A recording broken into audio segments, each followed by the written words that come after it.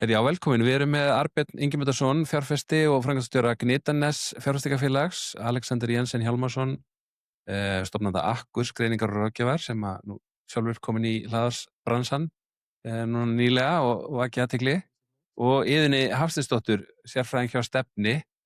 Þú ert ekki komin í hlaðarsbransan með þitt eigi hlaðarpallana Iðunni. Ertu tíður gestur í hlaðarpum? Nei, þetta er fyrsta skipti sem ég að mæta í hlaðvarp, þannig að ég bara spennt. Hvar ertu stödd akkurat núna? Ég inn í Arion banka. Hérna... Já, einmitt í svona fundarklefa bara. Tímaklefa. Já. Akkurat. En þú, Arnbjörn, ertu heima eða ertu með skrifstofu sem, er Gnitans með skrifstofu sem mætir á? Já, ég er út á Granda þar sem við erum með skrifstofu. Ok. En þú, Alexander? Bara í ansi nálægt Arnbjörni, ég út á Granda líka. Já, þetta er ansi mikið af fjárfestingafélögum sem hafa gert sér heima og komin hann í gömlu verbúðunum, sjávarklassum og víðar. En það er svona klassískt að við reynum að byrja þátt alltaf að fara aðeins á röðina og þegar við tölum fólk á radíulinu og svona spyrja hvað haldið er nú svona helst fyrir vöku þessa dagana í sínum rekstri. Við byrjum á þér, Arnbjörn. Gerir ráð fyrir að vera fjárfestir, þú ert vantilega búin að vera fjárfestir í nokkur ár, þannig að erum við ekki að reyta hár sitt og gleðast til skiptis? Jú, ég er þeirra skoðunar að ef maður er að missa svefn yfir fjárfestingum, þá er maður líklega að taka mikla áhættu. Maður ætti kannski ekki vera alveg rólegur en ekki tauga hrúga heldur. Nei. En eins og ég ætla nú ekki að víkja mér undan spurningunni samt, að það sem gerir mig kannski helst órólegan það eru ólíkir hlutir erlendis og á Íslandi. Ég myndi segja í erlendum fjárfestingum er það bara fyrst og fremst verðlagning, og þetta á kannski sérstaklega við bandaríska markaðinn, og þar er svona heildarverðlagning markaðarins komin á eitthvað stig sem maður hefur ekki sést síðan aldamótin þegar .com-bólan var, sem var svona akkurat þegar ég var að byrja í þessum bransa. Og það sem gerðist þá var að það kom áratugur þar sem ávöxtun var í rauninni engin í bandarískum hlutabréfum, þarna á fyrsta áratug aldarinnar, þannig að maður er ekkit rosalega bjartsýnn á, hvað getum maður sagt, svona kannski næsta áratuginn, ef maður lítur svo langt áfram, þannig að það svona finnst mér dálítið óþægilegt. En heima fyrir það náttúrulega bara í rauninni staðan á efnahagslífinu, hvernig það eru að hrannast upp slæmar fréttir og já, sem veit nú kannski ekki á gott fyrir fjárfestingar, en líka bara sem Íslendingur, þá finnst mér ekki ánægilegt að sjá atvinnuleysi aukast og bara svona efnahagsaðstæður versna. Hvað segir þú, Iðunn? Ég veit að þú varst ekki á sama stað og ég var Arnbjörn hérna í netbólunni. Hvar varst þú þá? Ég var 2 ára held ég, en ég bara veit það ekki, en ég svo tek undir með eiginlega svona langflestu sem Arnbjörn er að segja, við ekki bara öllu. Svolítið búin að vera einmitt svona efst í hugamanns þessi verðlagning á bandaríska markaðnum, sem stuðlar auðvitað að, undanfarið hefur bara verið mikil samþjöppun til dæmis í S&P 500 og þessi tæknifyrirtæki sem náttúrulega bara keyrt af þessari gervigreind er orðin alltaf bara 35% af vísitölunni, og það náttúrulega hefur gífurlega áhrif. Í því svo fara náttúrulega líka fjárfestingum og eitthvað í þetta. Þannig að það er alveg svona top of mind, en svo líka náttúrulega bara einhver óvissa í alþjóðapólitík og stríð og tollar, allt þetta. En svo kannski mér líka svona eitthvað hugrænt er svona loftslagsmálin. Það er auðvitað mikið efnahagslegum áhyggjum, en maður getur ekki gleymt því að það eru önnur vandamál, og svona ef maður tengir það eitthvað við gervigreindina, þá er náttúrulega svo gigantísk orkuþörf í þessu, sem er líka ákveðin svona áskorun sem að ég hef verið að pæla í. Ég var að lesa grein því að þú ert einmitt aðeins að sérhæfið í þessum ESG fjárfestingum hjá Stefni. Ég var að lesa grein held að vera í Bloomberg í morgun, þar sem að voru að tala það væri svona út af því að bandarísk stjórnvöld þetta ekki hrifin af ESG fjárfestingum, þannig að sjóðastýringarfyrirtæki væri að fara að gera hliðarsamninga, svolítið svo frétt. Það sem að geta ekki inn í lýsingar sjóðana sinna, að þeir ætla að stunda ESG sjálfbæra fjárfestingar, heldur eru farin að gera beinlega samninga vegna þess að það sé sérstaklega mikið af fagfjárfestum í Evrópu til dæmis sem gerir kröfu það að þú sérst ekki að fjárfesta í kolum og svo framvegis, að þetta sé svona komið undir borðið. Þetta ekki komið undir borðið hjá stefnið þá?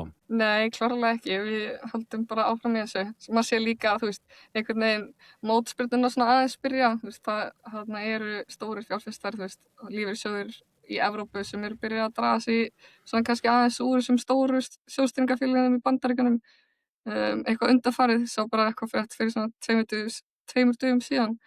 Það sem bara stærsti hollenski lífeyrissjóðurinn var að fara út úr BlackRock eftir margar ára samstarf.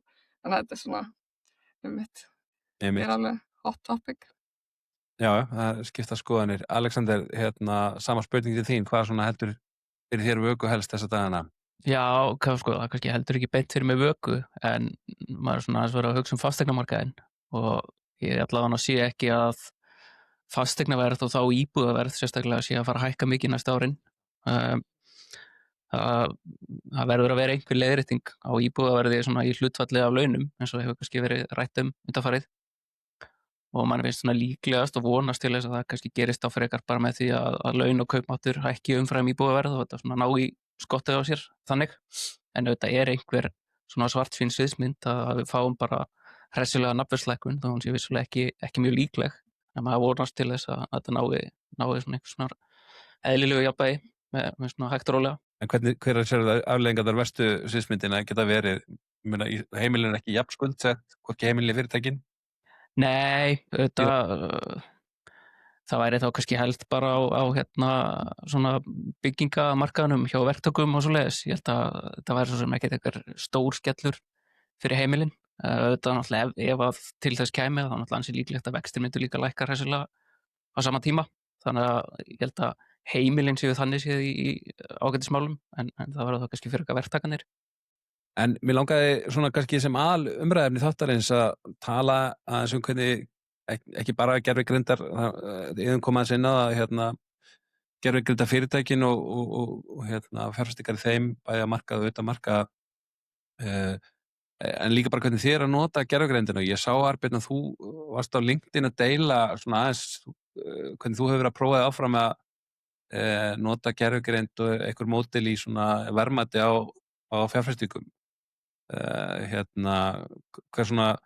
Hvað ertu búin að vera lengi að prófa þig áfram í þessu eða ertu bara jafnóðum að svona leyfa okkur að fylgjast með? Já, ég er í sjálfu sér búin að vera að prófa mig áfram í þessu bara síðan þessi stóru mállíkon komið fram á sjónarsviðið fyrir nokkrum árum síðan og maður hefur alveg orðið var við hvernig framþróunin hefur orðið. Þetta er raun og orðið mun gagnlegra heldur en maður í upphafi. Þannig að já, ég hef í rauninni bara lítið á þetta dálítið sem svona aðstoðarmann sem maður hefur. Maður kannast sjálfur við að byrja í hlutabréfagreiningu svona ferskur og námi og lítur dálítið á þetta sem bara svona greinanda sem er kannski ekki í þeirri stöðu að taka ákvarðanir en þetta getur auðveldað manni ferlið alveg ótrúlega mikið og svona það sem maður kannski lærir aðeins bara með notkun á þessu er að sjá hvað þetta getur gert vel og hverjar takmarkanirnar eru. Þannig að maður sé ekki gera óraunhæfar væntingar hverju maður sé að fara að ná fram. Ég er ekki að fara að spyrja í hvaða hlutabréf má ég að fjárfesta núna. Hvað eru bestu stokkpikkin þín? Heldur þarf maður að gefa miklu nákvæmari fyrirmæli ég geti til dæmis beðið hugmyndir ef ég gef mjög nákvæmar upplýsingar hvers konar fyrirtæki mér er leitað og þá getur þetta sparað mikla vinnu við það og svo þegar ég er komið með einhverjar hugmyndir er ég miklu fljótari að vinsa úr þeim með því til dæmis í mínu tilfelli þá er ég með checklista yfir svona hvaða kríteríur eru mikilvægastar fyrir mig þegar ég er að skoða fyrirtæki og þá bara tekið viðkomandi fyrirtæki, er þá með skipun hver checklistin er og bið að skoða fyrirtækið í samhengi við þann checklista og þá er maður oft mjög fljótur að sjá hvort þetta sé eitthvað sem passar eða ekki. En það er svona dæmi hvernig ég er að nota þetta. En upplifirðu að þú ert búin að vinna við þetta í mörg ár, er þetta sparaði nú þegar þá töluverðan tíma, eða ertu bara að ná að gera hlutina betur, hvernig upplifirðu það? Ertu að vinna minna? Nei, ég myndi segja í rauninni ef eitthvað þá er svo gaman að hafa aðgengi að svona tólum að maður jafnvel bara áhugasamur að vinna meira ef eitthvað en ég myndi segja að það gerir manni kleift að komast yfir miklu meira magn af upplýsingum og skoða miklu fleiri kosti heldur en maður hefði áður mögulega geta gert. Þegar maður er kannski í sumum tilfellum að fá niðurstöður á sekúndum sem maður hefði þess vegna geta eytt viku í áður, sko. Hvaða módel finnst þið vera svona gagnast þér besta þegar eins og þú nefndir þá svona þetta þróast og maður varaði við því að vera nota ekki mállíkun til þess að reikna á mikið hérna fyrir nokkrum árum en nú eru komin þessi svona auka skills og þú geta sótt í önnur módel og það er komin svona ýmsar útfærslur þannig að þú veist, hvaða mállíkun finnst þér best ef ég skýt inn í fyrst að mér finnst svona ChatGPT vera ansi gott, ég ætla svona þekkir fjármálamarkaðin rosalega vel hvernig það fungerar og þú veist hérna en mér hefur ekki gengið vel að búa til einhver svona verðmatsmódel þú veist inn í ChatGPT til dæmis hvaða svona módel finnst þér vera að virka best fyrir hvað? Ég myndi segja núna ég mest að nota Gemini frá Google og þetta Gemini 3 nýjasta frá þeim finnst mér vera mjög gott sko varðandi verðum svona discounted cash flow líkon þá kannski tek ég þeim niðurstöðum með töluverðum fyrirvara. En það samt ágætt að sjá hvað kemur út úr þeim. Maður getur séð svona hverjar eru forsendurnar og hvað kemur út með við þeim. En þarna myndi ég segja að það sé svona ákveðin takmarkun. Ég myndi aldrei treysta einhverju tölum sem kom út úr slíku líkan í blindni, sama frá hverjum það er. En almennt myndi ég segja að mér finnst Gemini 3 frá Google vera mjög öflugt líka. Talandi það kemur frá Google og þú varst einmitt að verðmeta móðurfélag Google í hérna þessu dæmi sem þú birtir á LinkedIn og fólk getur fundið með því að fletta þér upp á LinkedIn færslu frá þar og þar kom og niðurstaðan allan að tveimur módelum var talsveit lægri heldur en hlutabréfaverðið núna, reyndar hefur Alphabet hækkað um 50-60% það sem hafi verið ári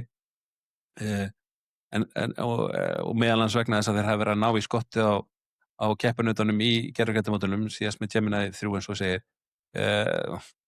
þú segir, þú ert drifin á módelin en þú og þínir analistar hérna gervigrindanalistar, þeir eru ekki sammála verðmatinu?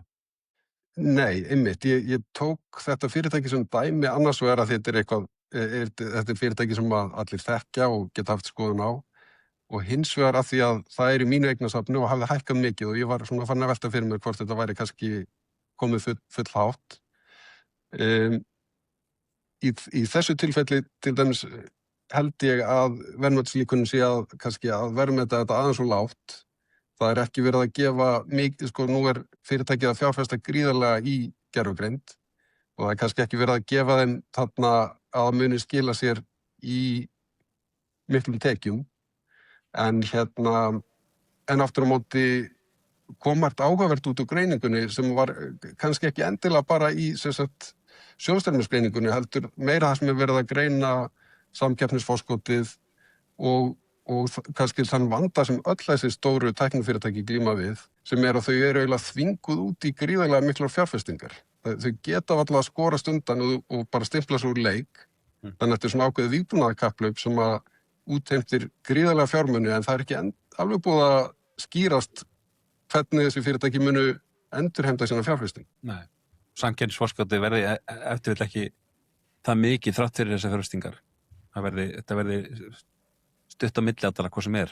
Gæti verið, það getur verið erfitt að rukka nægilega fyrir þessa tækni á meðan það eru nokkri aðrir hungraðir keppinautar að bíða eftir að selja sína laust líka. Ég mitt var að horfa á svona klippu af einum fjárfesti sem að reyndar ekki að fjárfesti í svona deep tech en ekki sem stóru fjárfestingafélögum og hann var að tala um það hvað sem getur gerst eftir að allir verða í svipa góðir eins og hefur svolítið verið að gerast með þessi módel að þú horfir á aðra markaði þegar getur ekki lengur keppt á því að vera betri eða vera einhver aðra fítur sem hinn er ekki með þá er eina sem eftir þá er það verðið sem að þú getur aðgreindi með þannig að það hljóti þá að koma þrýstingur niður á móti.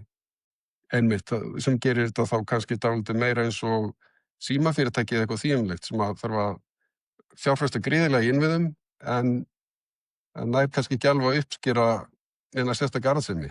Akkurat og heyrðu nú Björgvald Thor lásum hans hann ráðleggur engum að fara í símafyrirtæki meðan að tæknifyrirtækin eru svona sterk eftir að tapaði þarna á fjárfestingum í símafyrirtækjum í Suður Ameríku eftir að hafa grætt reynda vel á þeim fyrst. En Iðunn, þín notkun á gervigreind, er hún áskilin af vinnunni, er hún á áhuga eða hvernig hvernig ertu að nýta þetta? Sko, til að byrja með þá viðurkenni ég að þetta var svona, maður sá þetta 23, allir stóru bankarnir voru svona að segja, þú veist, að þeir væri bara að banna þetta, og maður tala bara stærstu banka heims, Bank of America, Goldman Sachs, Wells Fargo, allir bara, þeir megi ekki nota þetta. Þú veist, það er náttúrulega bílasleg hræðsla við að setja inn einhver gögn sem að einhver annar getur nýtt sér sem að megi ekki fara neitt. Þannig að til að byrja með var ég kannski bara svolítið að skrifa einhverja enska e-maila og láta leiðrétta mig og hitt þetta. En að á svona síðustu mánuðum hefur maður séð svona einhvern veginn hvernig það hefur, þú veist, byrjað að hjálpa manni talsvert meira. Við erum komið með, þú veist, Copilot inn í Teamsið, þú veist, inn í Microsoft þarna, og þá getur maður tekið bara gögnin sem að við erum með, sem eru kannski viðkvæm, og fengið þessa hjálp við það.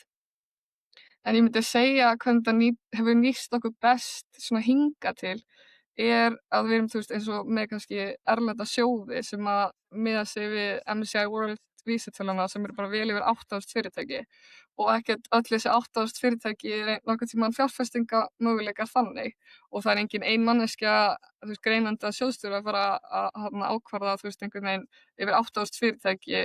Þannig að þú getur nýtt þetta svolítið svona, þú veist, gervigreindina til þess að niðurnjörfa hvað er þá mögulegur fjárfestingakostur, og þá tekið dýpri greiningu eftir það. Þannig að það hjálpar svo mikið með svona servéttu greiningarnar hingað til.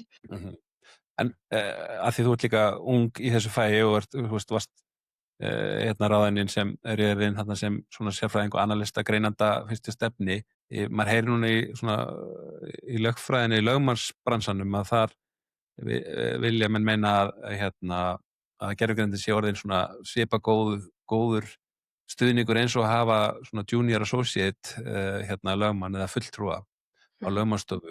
Maður heyrir ekki jafn mikið af því að það sé, og það er sagt þá að nýútskrifaðir lögfræðingar minni möguleika að vinna á lögmannsstöðum af þeim sökum.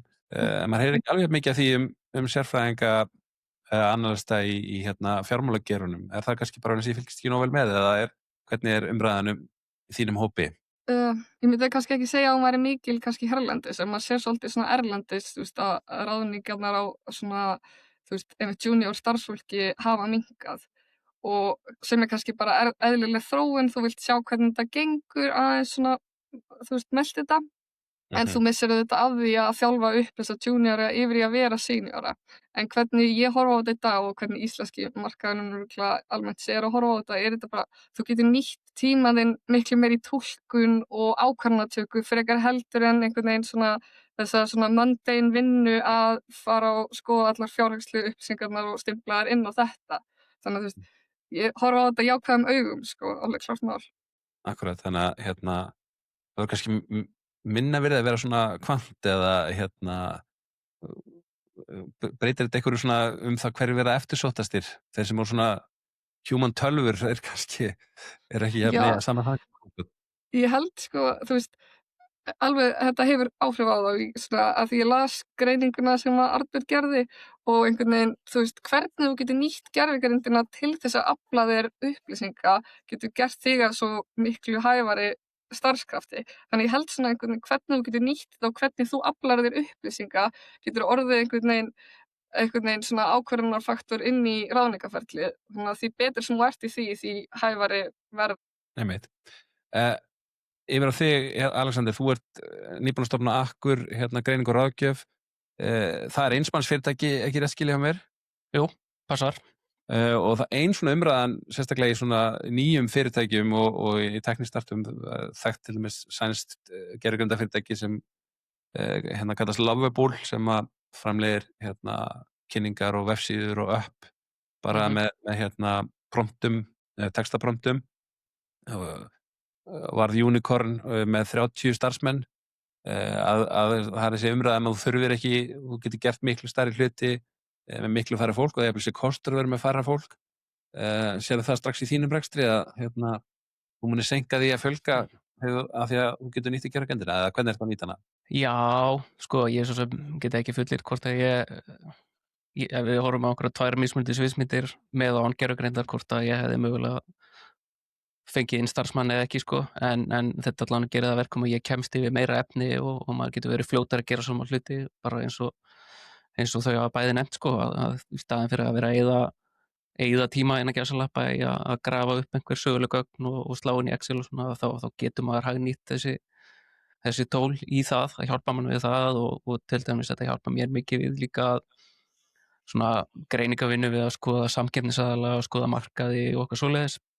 Þannig að en ég til dæmis allavega treysti þessum módelum ekki ennþá til þess að framkvæma kannski sjálf verðmætin, eða þetta hægt að gera það sem svona einhvers konar sanity check eða eitthvað svoleiðis, en maður bara séð allavega að mínum að það verður ekki ennþá komin á þann stað, þú veist, það ekkert að treysta því, þú þarft þá alltaf að, þú getur náttúrulega gert þetta en svo þarftu þá að fara yfir þetta sjálfur og hafa skoðanir á forsendum og fara yfir útreikninga og eitthvað svona, en þetta klálega hjálpa manni og flýti fyrir. Er þá eitthvað tilfellið að þú segir bara, ég fljótar að gera þetta sjálfur því að þú ert vanur og lengi í þessu? Já, það er alveg einhver tilfelli, en þetta, þú veist, ég myndi samt, þetta klálega, þú veist, ekki miskilega, það eru fleiri kostir, þetta eru gallar við þetta. Ræðum það í boði góðra samskipta. Góð samskipti hafa í 15 ár aðstoða stjórnendur við að viðhalda trausti almennings, grípa ný tækifæri og að þjálfa stjórnendur framtíðarinnar. Aðeins kannski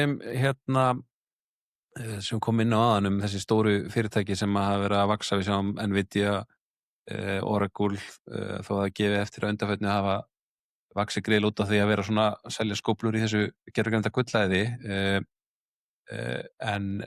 og vera svona byrgjar, þannig að það er mikil trú hjá markanum á að það sé mikil verðmætasköpun framundan í þessum geira. Síðan eins og Arnbjörn nefndi, Google Gemini komið út og hvernig horfið á svona þessa samkeppni. OpenAI hefur sagst vilja fara að skrá sig á markað strax á næsta ári. Anthropic líka held ég. Er þetta ekki, ef við horfum bara eins og OpenAI, er þetta ekki, þetta er gríðarleg fjárþörf, Alphabet býr að því og Meta þeir búa að því að geta, og Amazon og fleiri, að geta fjármagna þetta úr sínu eigin cashflowi, en OpenAI þarf sífellt að vera fjármagna sig. Er þetta ekki eiginlega eini sénsinn fyrir OpenAI að halda sér í fórustinni og allan í fórustu hópnum að komast á markað og nýta þetta brand? Ég meina, maður talar að GPT eitthvað, þú veist, þeir eru ennþá þessi aðili að ná retail fjárfestunum til að fjármagna sig og geta fjármagna þessa þörf sem hvað að vera að tala að verðmeta þessi fyrirtæki milli yfir 1 trilljón bandaríkjadala við skráningu. Arnbjörn? Já, hvort þetta, nú reyndar að þú nefnir þetta brand. Svona markas, þú veist, hvað er stödd í það? Svona virðist þér ákveðin þreyta og svona, það eru fyrstu óveður skíin að koma, minnir mann á þegar Bear Stearns sjóðirnir náðu ekki að fjármagna sig, einhverju brúalánsjóðir 2006 eða 2007 og núna er Oracle ekki að ná að fjármagna eitthvað gagnaver. Hvernig svona... Já, ég held að það við slegið marga dálítið illa, ákveðin hringavitleisa í samningum sem menn eru að gera, að OpenAI gefur frá sér hlut gegn því að fá aðgengi að flugum og þetta er svona samningar á milli fyrirtækja það sem er alltaf verið að spóla upp eitthvað verðmat en það er svona kannski endanotandinn er. Já, og ef það gerist eitthvað, kom einhverjum hnökrar þá er þessi hringtenging ekki góð. Nei, einmitt, þetta getur verið fljótt að fara í hinn áttina og vinda ofan af sér. En með stöðu til dæmis OpenAI, nú búa þeir ekki að því sama eins og sem af hinnum fyrirtækjunum eins og Google til dæmis, eða Alphabet, að vera með ángesina mjög víða í tækniheiminum. Til dæmis að eiga YouTube, voru margir sem nota Gmail og Google Docs og fleira og þetta svona út allt. Og þetta geta fyrirtæki sem eiga svona hluti nýtt sér til þess að ná fólki inn í sinn vef. Og OpenAI hefur þetta kannski síður þó þeir hafi þetta forskot og hafi svona kannski stærsta brandneymið í þessu ennþá þó að mínum mati sitt reyndar mjög óþjált nafn sem mun kannski ekki vinna með þeim. Þetta er margir sérhljóðar í þessu. En myndirðu, án þess að vera að gefa fjárfestingar ráð, myndirðu skoða IPO-ið sem fjárfestir hjá OpenAI þegar það kemur? Ég mun nú örugglega ekki taka þátt já, ég veit það ekki. Ég er nú svo sem ekki vanur að taka þátt í erlendum IPOs, en ég hugsa að það væri eitthvað sem ég myndi hvort þeir láta fram hjá mér fara. Já. Ég held að það sé svona kannski full mikið hæp í kringum þetta og of litlar tekjur í samanburði við markaðsvirðið til þess að þetta sé eitthvað sem ég hefði áhuga á.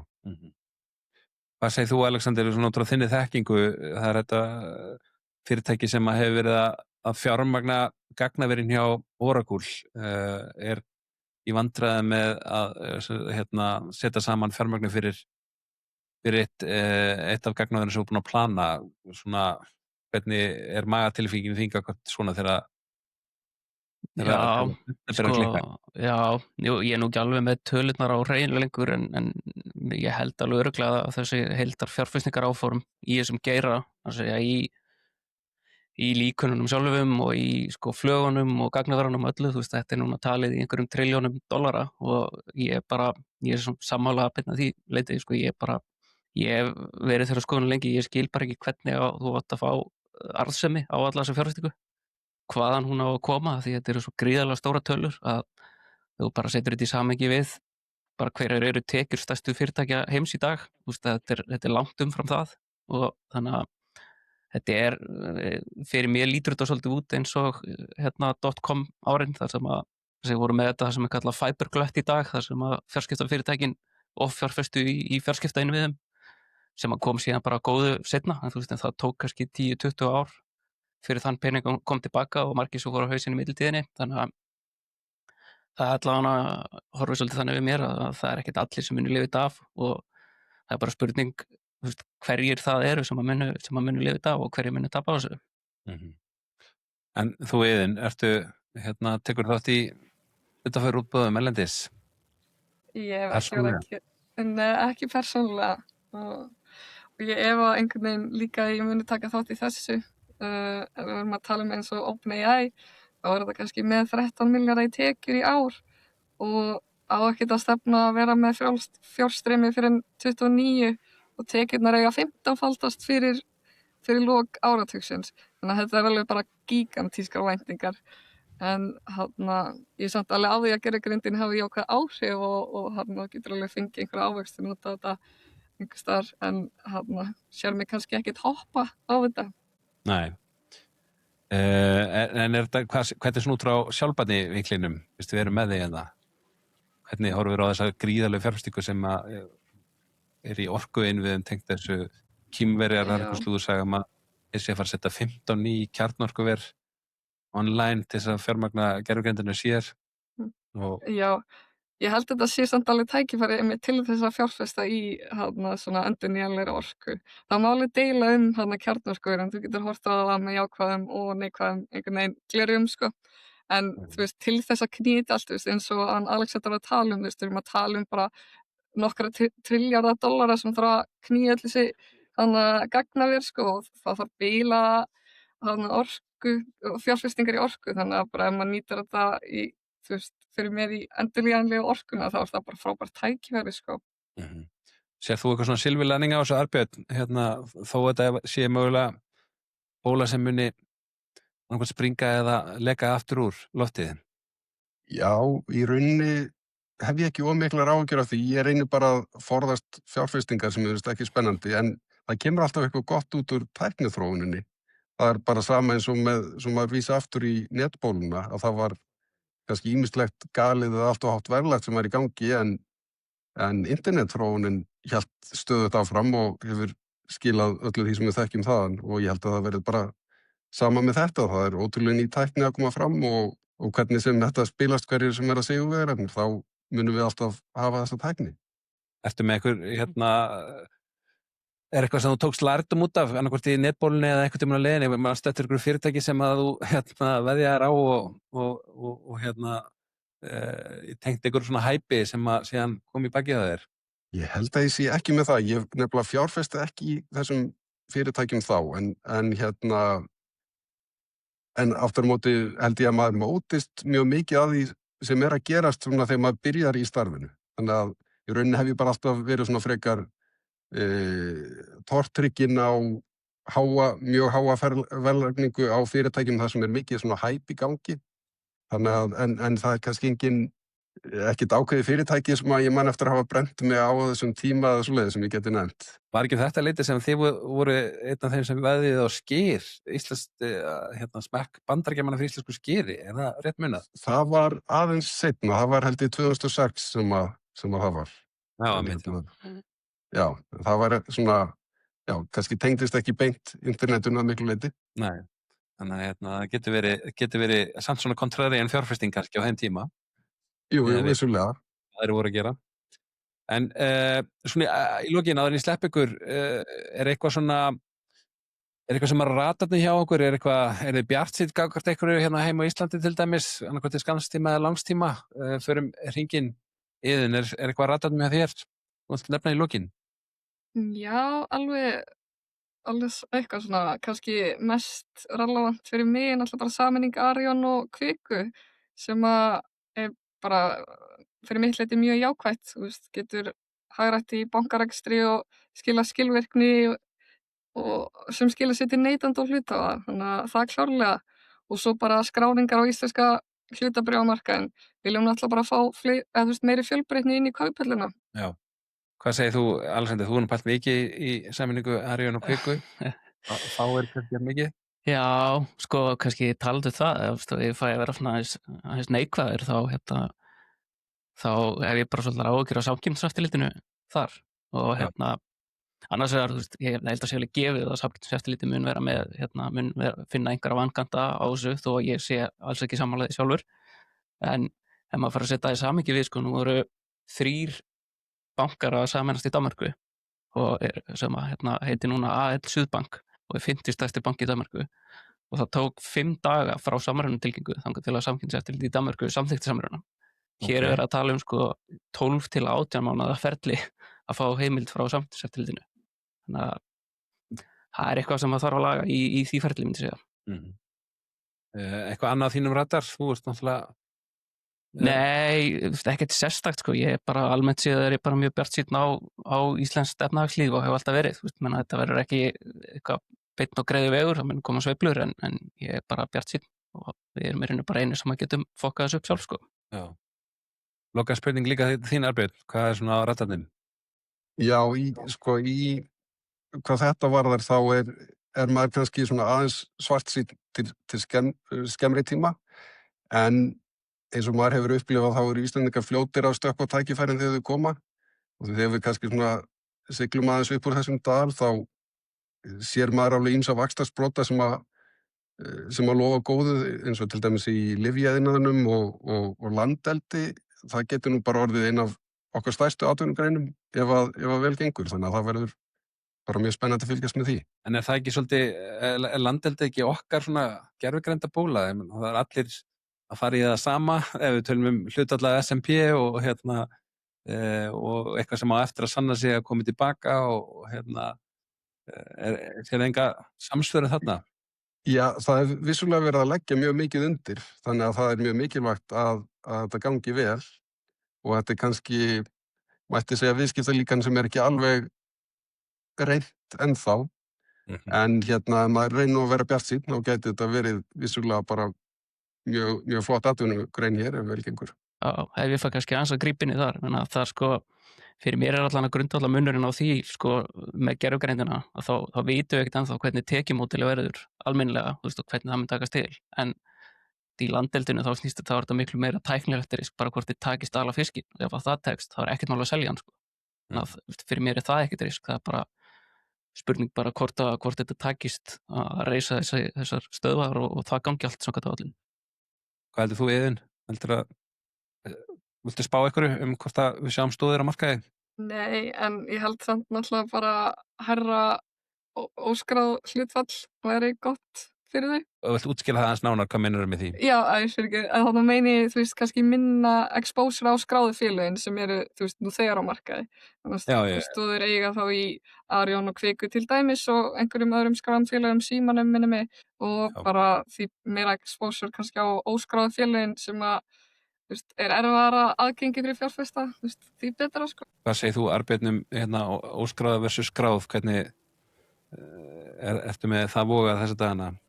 Í okkar eignasafni þá, já, við erum nú meira í óskráðu heldur en skráðu, en maður er kannski svona að reyna að breyta þeim hlutum aðeins og fara meira yfir í skráðbréf. Já, það var nú einn hjá stórum fjárfestingarsjóði í Bandaríkjunum sem var í viðtalum daginn sem var Apollo, hérna forstjórinn, að segja að það væri ekki relevant lengur þessi munur á því að hérna, eiga skráð eða óskráð bréf, að þetta væri hægt að fá hérna, fjármagnin í hvoru tveggja. Já, það er undir það sem ég hefur tóltið breyst er að það er orðin miklu verðmætari fyrirtæki sem að í rauninni sko kjósa að vera áfram óskráð. Og hérna, maður sér eins og til dæmis SpaceX, þar er Elon Musk að tala að standi ekki til að skrá það félag. En þetta er félag sem er metið á mörg $100 milljarða og þetta er eitthvað svona sem að kannski þekktist ekki áður. Nei, en það er nýbúið að vera einhver fréttir að þeir gætu fara næsta ári með $1.500 milljarða valuation, en einmitt. En Alexander, eitthvað að lokum? Nei, ekkert svona sem þetta eftir í hugi fljótu bræði, sko. Ertu með einhverja spennandi gesti framöndan í staðarfinu þínu? Já, það er allt í vinnslu bara. Það er ekkert búið að, ekki komið á það stíði, ég geti gefið upp hverju það vera. Nei, þú veist alveg ófeimin, ég tók eftir ég horfði að hlaðar viðtalið við Heiðar Guðjónsson fjárfesti og dæmdi bara hann spurningu í lokin hvort hann væri að falla í svona þessa þekkta gryfju að reyna að eignast aftur sjóvor sem að rann úr greipum hans hérna eftir hrun. Já, hann þóttist ekki kannast það. Spurði hann þetta? Nei, en þetta, þú veist, reynir maður nú að já, maður reynir að vera þetta ekki vera einhver vellingatök, en það er samt að vera einhver fötaskapur. Hann er þekktur fyrir að liggja ekki á skoðinu sínum, þannig að hann getur búist við erfiðum spurningum líka. Já. Heyrðu, bara takk kærlega fyrir komuna, Arnbjörn Ingimundarson, Iðunn Hafsteinsdóttir og Alexander Hjálmarsson. Takk fyrir komuna í ræðina. Já, takk fyrir. Takk fyrir sömuleiðis.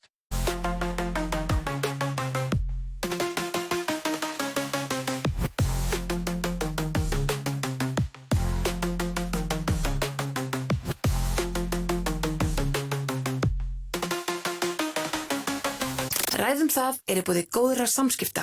Góð samskipti hafa í 15 ár aðstoðað stjórnendur við að viðhalda trausti almennings, grípa ný tækifæri og að þjálfa stjórnendur framtíðarinnar.